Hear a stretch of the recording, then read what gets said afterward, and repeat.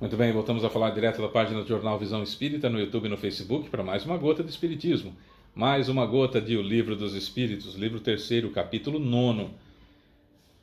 Lei de Igualdade. Vamos iniciar e finalizar o item Desigualdade de Aptidões. Desigualdade de Aptidões, questões 804 e 805. Kardec faz duas citações aqui. Na questão 804, ele faz uma citação ao tópico 361. 361, já vamos deixar pronto aqui para quando a gente lê. 361, que aí eu faço um comentário, está aqui 361. E na questão 805 ele fala da questão 180. Então está aqui. 361 está aqui, deixa eu deixar marcadinho, aliás já estava, eu tirei, e por isso que eu estava procurando, e 180, deixa eu ver aqui, 180, está aqui, 180. Vamos lá, se você puder compartilhar esse vídeo, se você puder curtir, se você puder comentar, você ajuda na divulgação da doutrina espírita. Desigualdade de Aptidões, capítulo 9, livro 3º, Lei de Igualdade. Por que Deus não deu as mesmas aptidões a todos os homens? Resposta: Deus criou todos os espíritos iguais, mas cada um viveu mais ou viveu menos, e consequentemente aprendeu mais ou aprendeu menos. A diferença está no grau de sua experiência e em sua vontade, que é o livre-arbítrio. Devido a isto, alguns se aperfeiçoam mais rapidamente, o que lhes dá aptidões diversas. A variedade de aptidões é necessária para que cada um possa contribuir com os desígnios da providência, no limite do desenvolvimento de suas forças físicas e intelectuais. O que um não faz, outro faz. Dessa forma, cada um desempenha a sua função útil.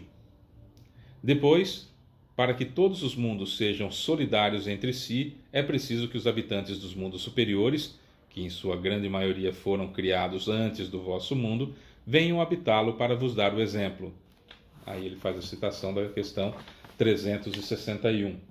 De onde vêm as qualidades morais boas ou más do homem? Resposta: são as do espírito nele encarnado. Quanto mais puro é o espírito, mais o homem é propenso ao bem. Tá. Então vamos lá, vamos entender aquilo que o Livro dos Espíritos vem trazer para a gente. Deixa eu só pegar aqui a marca-página, tá aqui, para eu não perder de novo. Então vamos lá. Nós vamos saber tudo? Sim, vamos. De tudo, tudo de tudo. Em uma única encarnação? Impossível. Impossível. Fábio, mas tudo de tudo? Tudo de tudo. Tudo de tudo. Senão não vou ser espírito perfeito. O que significa perfeito? Que não tem mais nada por fazer. Já está pronto. Para eu estar pronto, perfeito, eu tenho que saber absolutamente tudo de tudo. De todas as situações. Mas principalmente, primeiramente, conhecer o que está aqui dentro de mim. Certo? Como a gente esconde um pouco o que está dentro da gente, a gente começa a querer aprender o que está fora. Julgar os outros, etc, etc. Né? E depois a gente vai aprender a fazer pela gente mesmo. Mas isso de acordo com cada uma das nossas aptidões, cada uma... Eu não gosto da palavra dons, né? Porque dá a impressão que Deus deu um presente, que dom é presente, que Deus deu um presente para alguém. Então Deus chegou para o Pavarotti, e quando o Pavarotti nasceu, lembra dele, Luciano Pavarotti? Se você é mais novo, não sabe quem é, dá uma pesquisada na internet depois. Luciano Pavarotti. Deu aquele talento extraordinário, aquela voz brilhante, aquela capacidade. Era um negócio assim, coisa linda no mundo, né? Por que deu para ele e não para mim? Porque se não existe reencarnação, a gente sabe que existe. Não é uma crença, é um fato, a reencarnação. Mas se não existisse a reencarnação, qual o critério para ele distribuir isso? Qual o critério para ele distribuir esse dom? Certo? É esse o ponto. Qual o critério?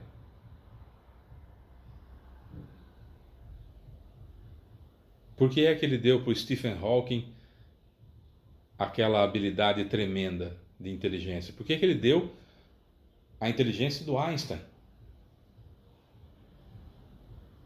Isaac Newton? Thomas Edison? Por que deu para essas pessoas? Se é dom, é presente. Se não existe a reencarnação, aí existe dom.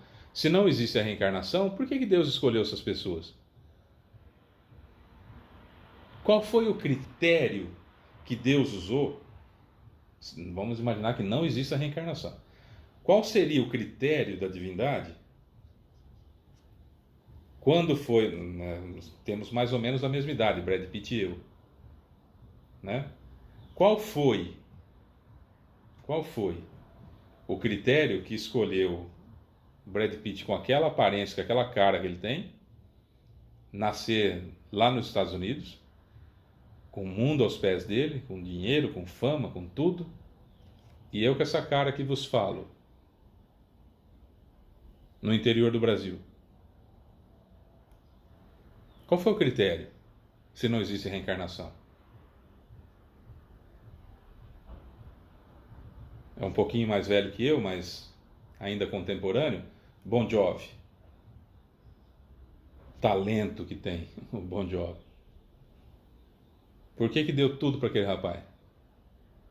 E para mim isso aqui? Percebe?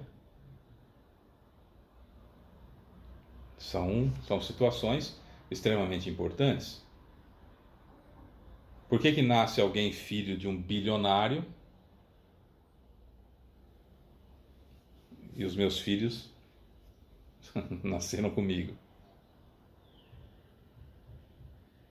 Qual é o critério? Então, se não existisse a reencarnação, Deus era um cara horrível.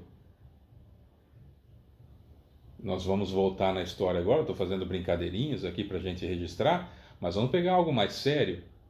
Se não existe reencarnação, o que levou Deus a fazer as pessoas com a pele negra no século XVI, XVII, XVIII e XIX? Não estou nem falando de hoje.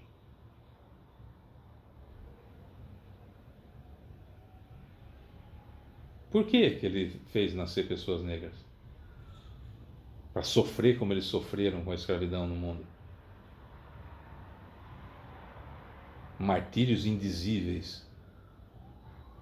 Por quê?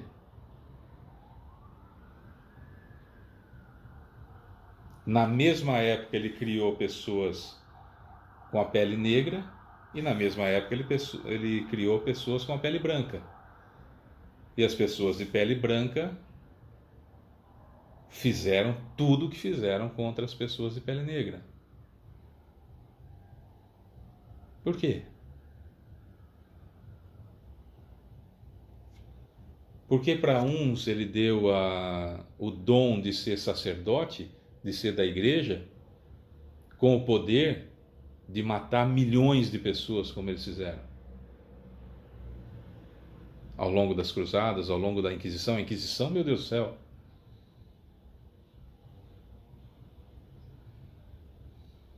Se não existe a reencarnação, há uma diferença de aptidões. Com a reencarnação, estamos falando de conquistas do espírito. Aí é diferente. Aí estamos falando de necessidades encarnatórias. Aí tudo bem. Aí me parece um Deus infinitamente bondoso e justo. Opa, porque aí é só de acordo com aquilo que você produziu. E os seus equívocos serão criadas situações para que você crie a versão aqui dentro e não cometa mais. Opa, aí perfeito. Beleza. É por isso que tivemos tantos séculos de escravidão. Porque aqueles que eram algozes precisavam nascer como vítimas. E aqueles que se tornavam algozes, daqueles que foram algozes, virão como vítimas novamente. E aí surgirão outros algozes que virão vítimas novamente, até que diminua a quantidade de algozes e não precisa mais haver escravização. Percebeu como que é? É assim. Aí tudo faz sentido.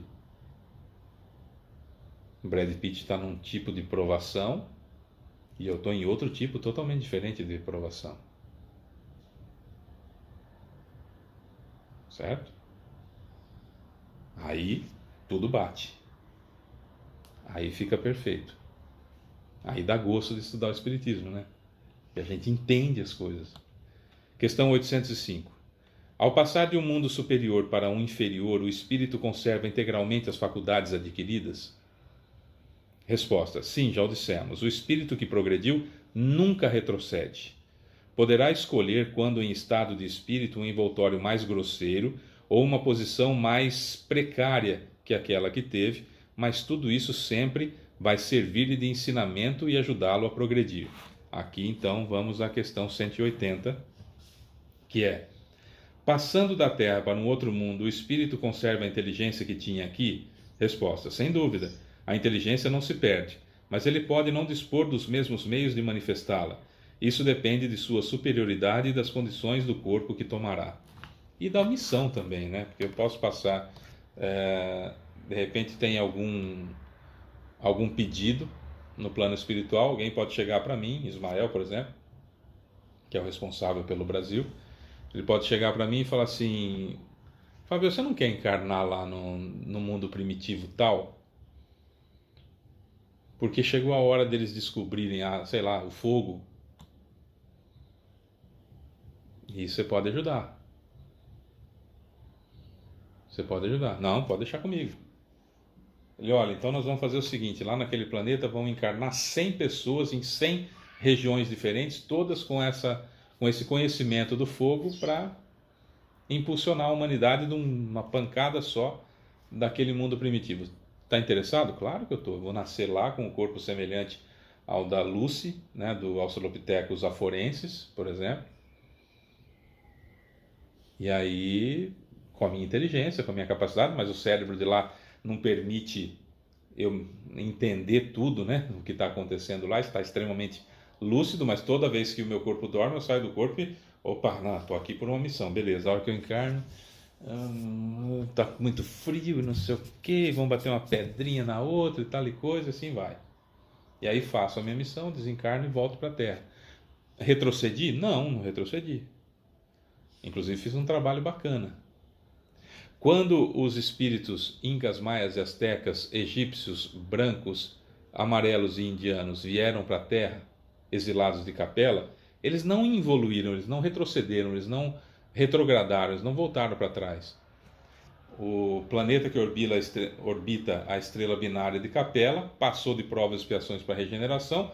Essas pessoas vieram para a Terra, segundo o livro de Edgar Armond, Exilados de Capela, e o livro de Emmanuel, A Caminho da Luz, por Chico Xavier, vieram para a Terra trazer a sua contribuição, e a Terra era um planeta de provas e expiações recém-mudado, recém-transportado, recém-passado para provas e expiações. Portanto, eles saíram de um planeta de provas e expiações para outro de provas e expiações. Não houve retrogradação, não voltaram para trás. Claro que lá era um planeta de provas e expiações no topo, aqui era um planeta de provas e expiações no começo, mas ainda assim era provas e expiações. Então não houve retrogradação e cada um manteve a sua inteligência, haja vista tudo que cada uma dessas civilizações ofereceu para o mundo como um todo. Certo? Então não se retrocede. Kardec diz: assim, a diversidade de aptidões dos homens não está relacionada à natureza íntima de sua criação, mas ao grau de aperfeiçoamento a que tenham chegado os espíritos encarnados neles. Portanto, Deus não criou faculdades desiguais, mas permitiu que os diferentes graus de desenvolvimento permanecessem em contato para que os mais adiantados pudessem ajudar no progresso dos mais atrasados, e também para que os homens, necessitando uns dos outros, compreendessem a lei de caridade que os deve unir. Eu vi um trecho de um podcast muito, muito importante,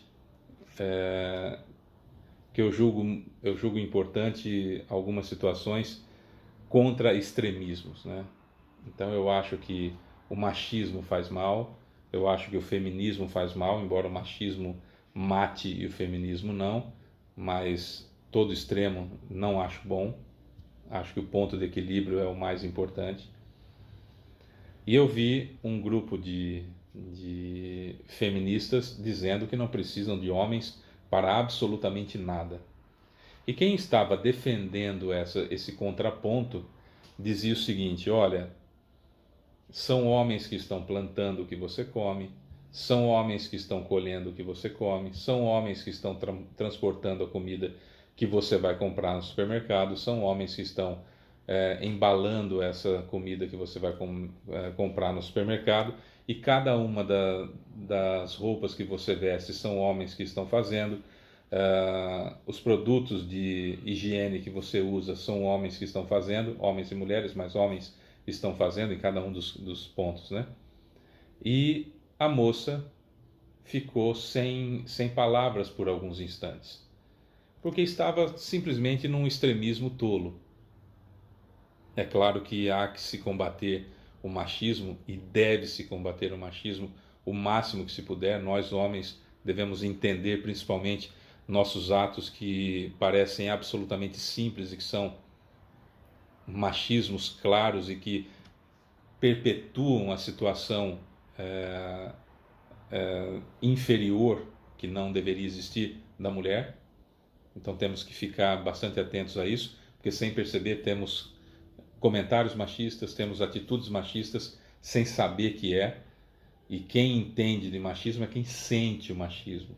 Quem entende a homofobia é quem sente a homofobia. Quem entende o racismo é quem sente o racismo. Né? Eu, branco, hétero, não vou saber o que passa um gay, um homossexual negro, por exemplo. Não tem como eu saber. E não tem como eu definir o que ele deve sentir ou não. É esse tipo de situação, tá? Como eu não tenho como definir o que a mulher sente, por exemplo. Uma mulher que é molestada, que é incomodada no transporte público às 8 horas da noite, é um absurdo, porque a única coisa que ela quer é chegar em segurança na sua casa. Por que é que ela tem que ser incomodada por um sujeito que acha que tem o direito de dizer qualquer coisa para ela? Sabe, esse tipo de tolice? Isso é machismo, que ela tem que ouvir e ficar quieta. Sabe, essas tolices, enfim. Mas o ponto que eu quero chegar nem tanto ao céu, nem tanto à terra. Todos precisamos uns dos outros. Eu não planto absolutamente nada do que eu como. Nada. Eu não sei nem fazer a água gaseificada que eu gosto de tomar. Não sei. Eu não sei fazer chocolate. Nunca fiz, não tenho ideia de como faz chocolate. Que é algo que eu adoro. Alguém tem que fazer para eu comer. Ah, mas eu compro, tá, tolinho? Pega todo o dinheiro que você tem e come o dinheiro se ninguém vender para você. Não é? São coisas que a gente precisa pensar de vez em quando. Nós precisamos dos outros, sim. Para nascer, eu precisei de 4 avós, um pai e uma mãe. Só de base. Só de base eu precisei de 6 pessoas. Só de base. Fora o resto, né? O que aconteceu no parto, pessoas para ajudarem no parto, etc, etc. Mas estou falando de base. Porque os pais do meu pai, se tivessem falado não, ele não tinha nascido. Então eu precisei dos dois para ele nascer. O pai e a mãe da minha mãe tiveram que falar sim para minha mãe nascer. Se eles tivessem falado não, minha mãe não estava ali. Aí eu precisei dos dois, meu pai e minha mãe, para poder nascer. Então só para eu nascer são 6 de base que eu precisei. Você toma leitinho de manhã? Você toma leite. Você abre a caixinha ou abre o saquinho. Tem gente que toma saquinho, né? Leite de saquinho. Tem gente que pega na latinha e mistura com água, um pozinho. Tem gente que abre a caixinha e tal. Alguém fez, bem. Alguém fez a caixinha, alguém fez o plástico do saquinho. Para fazer a caixinha, o papel foi feito em algum lugar, vem da celulose das árvores. Você sabe fazer papel? Papelão? Papel alumínio que tem por dentro? Alguém teve que tirar o leite da vaca, porque vaca não dá leite, tem que tirar. Alguém transportou esse leite até o lugar onde invasa. Alguém transportou esse leite até o supermercado para você poder ir lá comprar. Nós precisamos uns dos outros. E muito. E se de repente resolverem que ninguém vai vender nada para você, você pode ter todo o dinheiro do mundo, que vão ficar todo mundo olhando para sua cara assim, fala, come seu dinheiro, bebe seu dinheiro. Ou produz as coisas para você. Ah, não tem semente, não dou também semente para você. A gente precisa um do outro. Não sabemos disso ainda, mas precisamos uns dos outros. Não só para ser felizes, mas para sobreviver. É isso. Amanhã nós vamos falar sobre as desigualdades sociais. Mas isso só amanhã. Beijo para você que fica. Eu sou Fábio Pereira. Até amanhã. Tchau.